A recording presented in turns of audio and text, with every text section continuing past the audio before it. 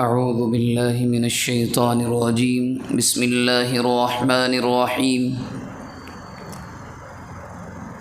كتب عليكم إذا حضر أحدكم الموت إن ترك خيرا الوصية للوالدين والأقربين بالمعروف حقا على المتقين فمن بدله بعدما سمعه فإنما إثمه على الذين يبدلونه إن الله سميع عليم فمن خاف من موص جنفا أو إثما فأصلح بينهم فلا إثم عليه إن الله غفور رحيم۔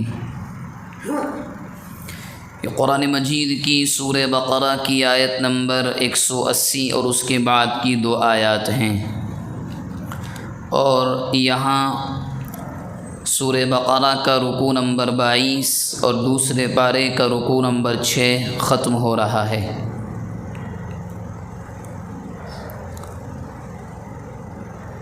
اس سے پہلے ہی ذکر آ چکا ہے کہ قرآن مجید کے رکوع نمبر 21 کے بعد یہ قرآن مجید کا دوسرا حصہ، سورہ بقرہ کا دوسرا حصہ شروع ہو رہا ہے، اور اس میں تھوڑے تھوڑے احکامات آخر تک ایسے ہی بیان کیے جائیں گے۔ سابقہ ہفتے جو آیت ہمارے سامنے آئی تھی جس میں قصاص کا تذکرہ تھا، اب اسی طرح ایک اور حکم کو یہاں بیان کیا جا رہا ہے، وہ ہے وصیت کا مسئلہ۔ اور جو آیتیں ہمارے سامنے ہیں اس کے 3 حصے ہیں،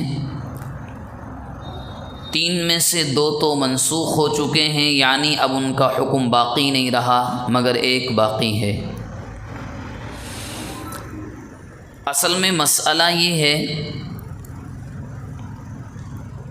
کہ جب تک اسلام میں وراثت کے احکامات جو سورہ نساء کا مکمل دوسرا رکوع ہے وہ نازل نہیں ہوا تھا، تب تک یہ حکم تھا، مگر جب وہ آیات نازل ہو گئیں تو یہ منسوخ ہو گیا، یعنی ختم ہو گیا۔ وہ حکم کیا تھا؟ فرمایا کتب علیکم، تم پر فرض کر دیا گیا، کیا؟ اذا حضر احدکم الموت، کہ تم میں سے جب بھی کسی کو ایسا لگے کہ اس کی موت قریب ہے۔ بعض مرتبہ موت کے نشانات، اپنا آخری وقت دکھائی دینے لگتا ہے، اس کو کیا کرنا ہے؟ الوصیہ، وصیت کرنی ہے۔ کس کو؟ دراصل وصیت کے معنی آتے ہیں حکم دینا، نصیحت کرنا، اور اصطلاح میں وصیت کہا جاتا ہے وہ کام جو مرنے والا اپنے مرنے سے پہلے کرنے کو کہہ جائے اور بعد میں اس کو کیا جاتا ہے۔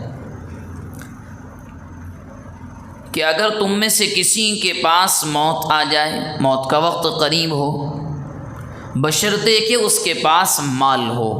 ظاہر سی بات ہے بغیر مال کے وصیت ایسا تو نہیں ہے، میرے پاس مال نہیں ہے، موت کا وقت آیا تو بھائی کے مال میں وصیت کر دی کہ دوسروں کو دے دینا، تو وہ تو ویسے بھی صحیح نہیں ہے۔ کس کے لیے کرنی ہے وصیت؟ للوالدین، والدین کے لیے، والاقربین، قریبی رشتہ داروں کے لیے، بالمعروف، انصاف کے طریقے پر، حقاً علی المتقین، اور یہ ضروری ہے ان پر جن کے دل میں اللہ کا خوف ہو۔ مسئلہ یہ تھا کہ اس حکم سے پہلے بھی اگر کوئی مر جاتا تو اس کے تمام مال پر قبضہ صرف بیوی اور بچوں کا ہوتا تھا، والدین کو کچھ نہیں ملتا تھا، دوسرے رشتہ داروں کو کچھ نہیں ملتا تھا۔ اسلام نے اس کو ختم کرنے کے لیے کیا کہا کہ اگر تمہیں ایسا لگے کہ موت قریب ہے تو تم اتنا کرو کہ اپنے والدین کے لیے، قریبی رشتہ داروں کے لیے جس کو چاہو وصیت کرو۔ وصیت کتنی؟ پورے مال کا 1/3 حصہ۔ اگر 100 روپے ہیں مثال کے طور پر، تو اس کا 30 پر 3 اور روپے اور 50 پیسے، 1/3 حصہ، اتنا کل ملا کر، ایسا نہیں کہ الگ الگ اتنا پورے مال کا، پورے مال میں سے صرف 1/3 حصے کی وصیت آپ والدین کے نام یا دوسرے رشتہ داروں کے نام کر سکتے ہیں کہ میرے مرنے کے بعد ان کو دے دینا، یہ کہا گیا تھا۔ اس کے بعد فرمایا اب اس مرنے والے نے وصیت کر دی، چلے گئے، فمن بدلہ بعد ما سمعہ، مرنے والا کہہ کر چلا گیا کہ ابا جان اور امی جان کو اتنا دے دینا۔ اب انہوں نے جو پیچھے تھے اس پر عمل نہیں کیا، اس کی وصیت کو بدل دیا۔ فمن بدلہ، جو اس کو بدل دے، بعد ما سمعہ، حالانکہ اس نے خود اپنے کانوں سے سنا کہ مرنے والا کیا بول کر گیا ہے، فَإِنَّمَا إِثْمُهُ عَلَى الَّذِينَ يُبَدِّلُونَ، مرنے والے پر کوئی گناہ نہیں ہوگا، یہ تو گناہ ان پر ہوگا کہ جن کے سامنے وصیت کی اور وہ انہوں نے بدل دیا۔ مرنے والا کہہ کر گیا کہ ابا جان کو فلاں گھر دے دینا، ان کی نیت خراب ہوئی، بدل دیا۔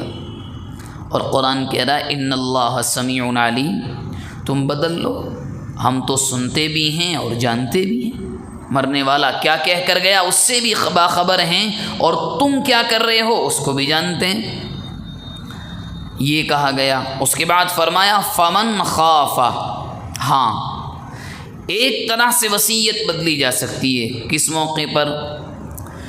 فمن خاف من موص جنفا او اثما، اگر مرنے والے کی جانب سے کسی کو کسی صریح غلطی کا، واضح غلطی کا اندیشہ ہو، او اثمن، یا اس نے مرنے والے نے جان بوجھ کر ایک کے ہی نام پورا کر دیا، تو کوئی تیسرا آدمی آئے، فاصلح بینہم، آپس میں صلح کرا دے، بھئی جو مرنے والا کر گیا یہ صحیح نہیں ہے، فلا اثم علیہ، تو جو بھی اس کو اس شکل میں، اس سچویشن میں اس وصیت کو تبدیل کرائے گا تو یہ گناہ نہیں ہوگا، یہ تو اصلاح کا کام ہے۔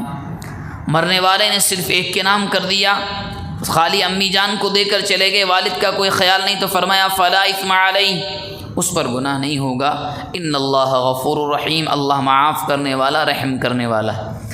ان دو آیتوں سے 3 چیزیں معلوم ہوئی۔ نمبر 1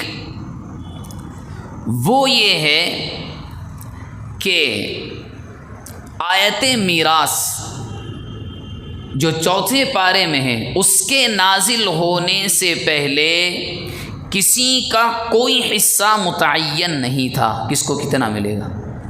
جب آیت میراث نازل ہو گئی، اگر باپ مرا ہے، بیوی کو، شوہر مرا ہے تو بیوی کو کتنا ملے گا، بچے کو کتنا ملے گا، بچیوں کو کتنا ملے گا، باپ مرا ہے تو بچے کو کتنا، بچی کو کتنا، بہو کو کتنا، بیٹے کو کتنا، سب کا حصہ متعین ہے۔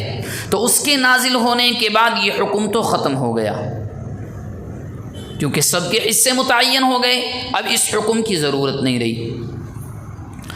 دوسری چیز وہ تھا وصیت کا فرض ہونا، یہ حکم بھی بے اتفاق ختم ہو گیا۔ کیوں؟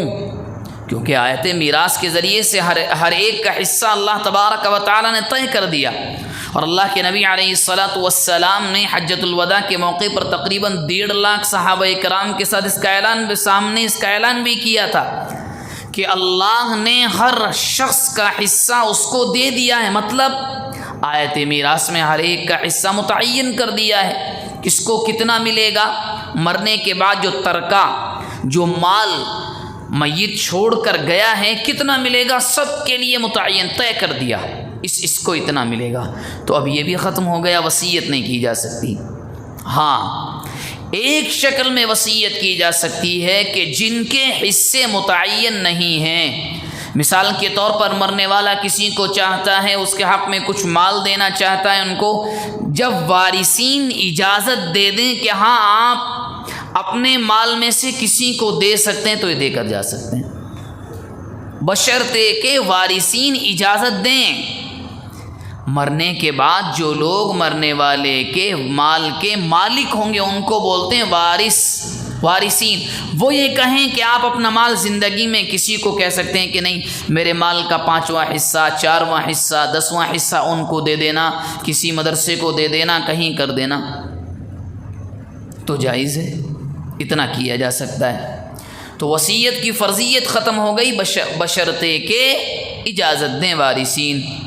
اب تیسری چیز جو حکم باقی ہے وہ یہ ہے کہ وصیت زیادہ سے زیادہ 1/3 مال میں ہوگی۔ حضرت سعد بن ابی وقاص رضی اللہ عنہ بیمار ہوئے، اللہ کے نبی عیادت کے لیے گئے، اللہ کے نبی سے یوں کہنے لگے یا رسول اللہ آپ جانتے ہیں میری حالت کیا ہے، اب دل یہ چاہتا ہے کہ آخری وقت ہے، دل یہ چاہتا ہے کہ اپنے جانے سے پہلے اپنے پورے مال کی وصیت کر دوں۔ اللہ کے نبی نے منع فرمایا نہیں۔ پوچھنے لگے آدھے مال کی کر دوں، فرمایا نہیں۔ پھر کہنے لگے 1/3 مال، فرمانے لگے ہاں اتنا ٹھیک ہے، اور اس کے بعد ایک جملہ فرمایا، وہ کیا کہ 1/3 مال کی کر دو تاکہ باقی مال تمہارے بچوں کو ملے، کیونکہ پورے مال کی وصیت کر دو گے تو تمہارے بچے دوسروں کے سامنے ہاتھ پھیلانے پر مجبور ہو جائیں گے۔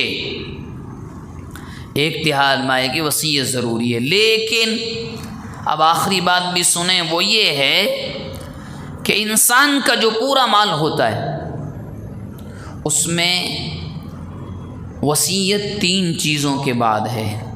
نمبر 1 اس کی تجہیز اور تکفین، دفینہ، اس کے کفن کا انتظام پہلے اگر کوئی دے دے الگ بات ہے، پہلے اس کے مال میں سے وہ کیا جائے گا، مرنے والے کے مال میں سے۔